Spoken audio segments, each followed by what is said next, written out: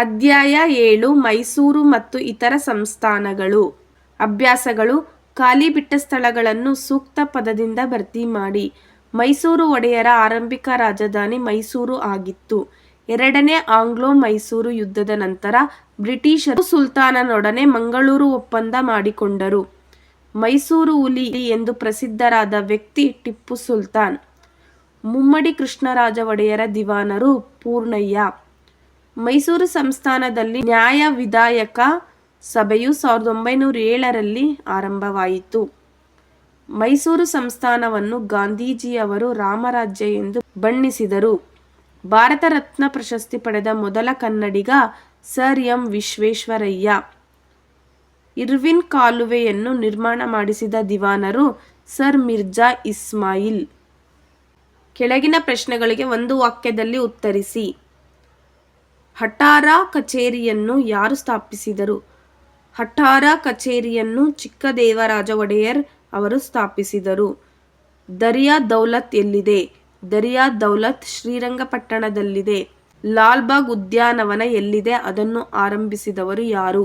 ಲಾಲ್ಬಾಗ್ ಉದ್ಯಾನವನ ಬೆಂಗಳೂರಿನಲ್ಲಿದೆ. ಅದನ್ನು ಆರಂಭಿಸಿದವರು ಅಲಿ. ಟಿಪ್ಪುವಿನ ಮರಣ ನಂತರ ಮೈಸೂರಿನ ಸಿಂಹಾಸನ ಯಾರಿಗೆ ಸೇರಿತು? ಟಿಪ್ಪುವಿನ ಮರಣ ನಂತರ ಮೈಸೂರಿನ ಸಿಂಹಾಸನ ಬ್ರಿಟಿಷರಿಗೆ ಸೇರಿತು. ಮೈಸೂರು ಸಂಸ್ಥಾನದಲ್ಲಿ ಕಮಿಷನರ್ ಆಡಳಿತ ಏಕೆ ಜಾರಿಗೆ ಬಂತು? ಮುಮ್ಮಡಿ ಕೃಷ್ಣರಾಜ ಒಡೆಯರು ಶಿವಮೊಗ್ಗ ಜಿಲ್ಲೆಯ ನಗರ ಪ್ರದೇಶದಲ್ಲಿ ದಂಗೆಯನ್ನು ಸರಿಯಾಗಿ ಹತ್ತಿಕ್ಕಲಿಲ್ಲವೆಂಬ ಕಾರಣದಿಂದ ಬ್ರಿಟಿಷರು 1831ರಲ್ಲಿ ಅವರನ್ನು ಅಧಿಕಾರದಿಂದ ಕೆಳಗಿಳಿಸಿದರು. ಮೈಸೂರು ಸಂಸ್ಥಾನದಲ್ಲಿ ಕಮಿಷನರ್ ಆಡಳಿತವನ್ನು ಜಾರಿಗೆ ತಂದರು. ಮೈಸೂರಿನ ಪ್ರಮುಖ ಕಮಿಷನರ್ಗಳನ್ನು ಹೆಸರಿಸಿ.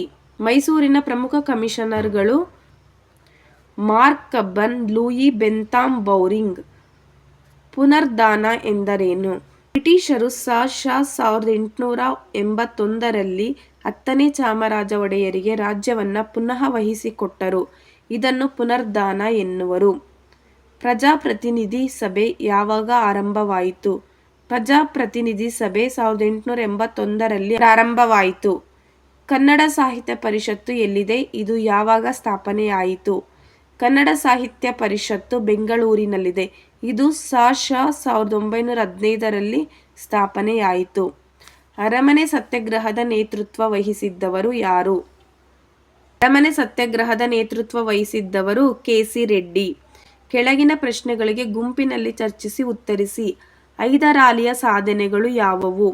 ಹೈದರಾಲಿಯ ಸಾಧನೆಗಳು: ಹೈದರರಿಗೆ ಓದು ಬರಹ ಬರುತ್ತಿರಲಿಲ್ಲವಾದರೂ ಕನ್ನಡ ಸೇರಿದಂತೆ ಹಲವು ಭಾಷೆಗಳನ್ನು ಚೆನ್ನಾಗಿ ಬಲ್ಲವರಾಗಿದ್ದರು. ಅವರು ಮೈಸೂರು ರಾಜ್ಯದ ವಿಸ್ತಾರವನ್ನು ಇಮ್ಮಡಿಗೊಳಿಸಿದರು. ಶೂರ ಯೋಧರೂ ದಕ್ಷ ಆಡಳಿತಗಾರರೂ ಆಗಿದ್ದ ಹೈದರ್ ಅಲಿಗೆ ಕರ್ನಾಟಕದ ಇತಿಹಾಸದಲ್ಲಿ ಪ್ರಮುಖ ಸ್ಥಾನವಿದೆ. ಬೆಂಗಳೂರಿನ ಸುಂದರ ಉದ್ಯಾನವನ ಲಾಲ್ಬಾಗ್ ಅವರಿಂದಲೇ ಆರಂಭವಾಗಿದ್ದು. ಮೂರನೇ ಮೈಸೂರು ಯುದ್ಧದ ಪರಿಣಾಮವೇನು? ಮೂರನೇ ಮೈಸೂರು ಯುದ್ಧದ ಪರಿಣಾಮಗಳು: ಬ್ರಿಟಿಷರು ಶ್ರೀರಂಗಪಟ್ಟಣವನ್ನು ಮುತ್ತಿಗೆ ಹಾಕಿದರು. ಬೇರೆ ಮಾರ್ಗ ತೋಚದೆ ಟಿಪ್ಪು ಬ್ರಿಟಿಷರೊಡನೆ ಶಾಂತಿ ಒಪ್ಪಂದ ಮಾಡಿಕೊಂಡ. ಶಾಂತಿ ಒಪ್ಪಂದದಂತೆ ತನ್ನ ಅರ್ಧ ರಾಜ್ಯವನ್ನು ಬ್ರಿಟಿಷರಿಗೆ ಒಪ್ಪಿಸಿದನು. ಅಪಾರ ಪರಿಹಾರ ಧನವನ್ನು ಅವರಿಗೆ ನೀಡಬೇಕಾಯಿತು. ತನ್ನಿಬ್ಬರು ಮಕ್ಕಳನ್ನು ಕೂಡ ಬ್ರಿಟಿಷರಿಗೆ ಒತ್ತೆಯಾಳಾಗಿ ಕೊಡಬೇಕಾಯಿತು. ಯುದ್ಧದ ಪರಿಣಾಮವಾಗಿ ಟಿಪ್ಪು ಅವಮಾನಿತನಾದ. ಇದು 4ನೆಯ ಆಂಗ್ಲೋ ಮೈಸೂರು ಯುದ್ಧಕ್ಕೆ ನಾಂದಿಯಾಯಿತು. ಟಿಪ್ಪು ಸುಲ್ತಾನನ ಸಾಧನೆಗಳು ಯಾವುವು? ಟಿಪ್ಪು ಸುಲ್ತಾನನ ಸಾಧನೆಗಳು: ಒಳ್ಳೆಯ ಗ್ರಂಥಾಲಯಗಳನ್ನು ಹೊಂದಿದ್ದರು. ಬೆಂಗಳೂರಿನ ಅರಮನೆ, ಶ್ರೀರಂಗಪಟ್ಟಣದ ಬೇಸಿಗೆ ಅರಮನೆ ನಿರ್ಮಾಣವನ್ನು ಟಿಪ್ಪು ಮಾಡಿಸಿದರು. ರೇಷ್ಮೆ ವ್ಯವಸಾಯವನ್ನು ರಾಜ್ಯದಲ್ಲಿ ವ್ಯಾಪಕವಾಗಿ ಜನಪ್ರಿಯಗೊಳಿಸಿದರು. ಟಿಪ್ಪು ರಾಕೆಟ್ ಬಳಸುವ ತಂತ್ರಜ್ಞಾನವನ್ನು ಕರಗತ ಮಾಡಿಕೊಂಡಿದ್ದರು. ಟಿಪ್ಪು ಕೆಲವು ಹಿಂದೂ ದೇವಾಲಯಗಳಿಗೆ ದಾನ ದತ್ತಿಯನ್ನೂ ಶೃಂಗೇರಿ ಮಠಕ್ಕೆ ದೇಣಿಗೆಯನ್ನೂ ನೀಡಿದರು.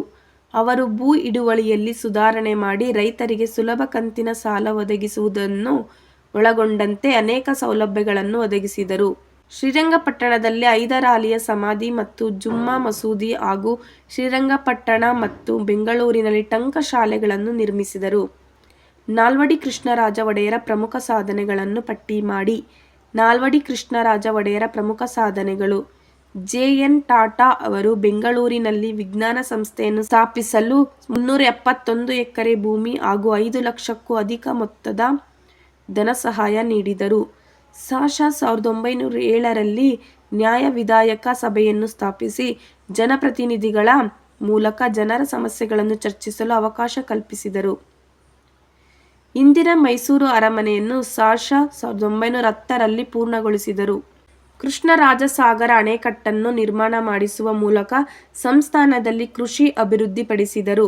ಸ.ಶ. 1911ರಲ್ಲಿ ಮೈಸೂರು ಸಂಪತ್ತು ಅಭ್ಯುದಯ ಪರಿಷತ್ತು ಪ್ರಾರಂಭಿಸಿದರು. ಹಿಂದುಳಿದ ವರ್ಗಗಳಿಗೆ ಸರ್ಕಾರಿ ಸೇವೆಯಲ್ಲಿ ವಿಶೇಷ ಪ್ರಾಧಾನ್ಯತೆ ನೀಡುವ ಆಜ್ಞೆ ಹೊರಡಿಸಿದರು. ಮೊದಲ ಬಾರಿಗೆ ಸ್ತ್ರೀಯರಿಗೆ ಮತಾಧಿಕಾರ ನೀಡಲು ಅನುಮತಿ ಮಾಡಿದರು. Sir M. ವಿಶ್ವೇಶ್ವರಯ್ಯನವರ ಸಾಧನೆಗಳು ಯಾವುವು? Sir M. ವಿಶ್ವೇಶ್ವರಯ್ಯನವರ ಸಾಧನೆಗಳು: ಭದ್ರಾವತಿಯಲ್ಲಿನ ಕಬ್ಬಿಣ ಮತ್ತು ಉಕ್ಕಿನ ಕಾರ್ಖಾನೆ, ಮೈಸೂರಿನಲ್ಲಿ ಗಂಧದ ಎಣ್ಣೆ ಕಾರ್ಖಾನೆ, ಬೆಂಗಳೂರಿನಲ್ಲಿ ಸಾಬೂನು ಕಾರ್ಖಾನೆ, ಕೇಂದ್ರ ಕೈಗಾರಿಕಾ ಕಾರ್ಯಾಗಾರ, ಚರ್ಮ ಹದ ಮಾಡುವ ಕಾರ್ಖಾನೆ ಹಾಗೂ ಲೋಹದ ಕೈಗಾರಿಕೆಗಳನ್ನು ಆರಂಭಿಸಿದರು. ಬೆಂಗಳೂರಿನಲ್ಲಿ Mysuru chamber of commerce and industry ಸ್ಥಾಪನೆ. 1913ರಲ್ಲಿ ಮೈಸೂರು ಬ್ಯಾಂಕ್ ಸ್ಥಾಪನೆ. ಕಡ್ಡಾಯ ಪ್ರಾಥಮಿಕ ಶಿಕ್ಷಣ ಜಾರಿಗೆ. ಹೆಬ್ಬಾಳದಲ್ಲಿ ಕೃಷಿ ಶಾಲೆ. 1915ರಲ್ಲಿ ಬೆಂಗಳೂರಿನಲ್ಲಿ ಕನ್ನಡ ಸಾಹಿತ್ಯ ಪರಿಷತ್ತು ಸ್ಥಾಪನೆ. ಕೃಷ್ಣರಾಜಸಾಗರ ಅಣೆಕಟ್ಟು ನಿರ್ಮಾಣ. ಮೈಸೂರು ಅರಸೀಕೆರೆ ಮತ್ತು ಬೋರಿಂಗ್ಪೇಟೆ ಕೋಲಾರ ರೈಲ್ವೆ ಮಾರ್ಗಗಳನ್ನು ಹಾಕಿದ್ದರು. ಈ ಕೆಳಗಿನ ಎ ಪಟ್ಟಿಗೆ ಸಂಬಂಧಿಸಿದ ಬಿ ಪಟ್ಟಿಯಲ್ಲಿನ ವಿಷಯಗಳನ್ನು ಹೊಂದಿಸಿ ಬರೆಯಿರಿ.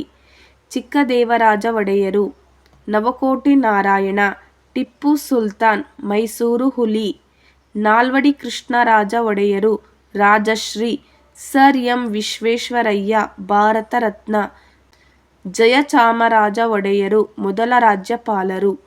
ಈ ವಿಡಿಯೋ ನಿಮಗೆ ಸ್ವಲ್ಪನಾದರೂ ಇಷ್ಟ ಆದರೆ ಪ್ಲೀಸ್ ಲೈಕ್ ಮಾಡಿ, ಶೇರ್ ಮಾಡಿ, ಹಾಗೆ ನನ್ನ ಚಾನಲ್ಗೆ ಸಬ್ಸ್ಕ್ರೈಬ್ ಮಾಡ್ಕೊಳ್ಳಿ. Thank you.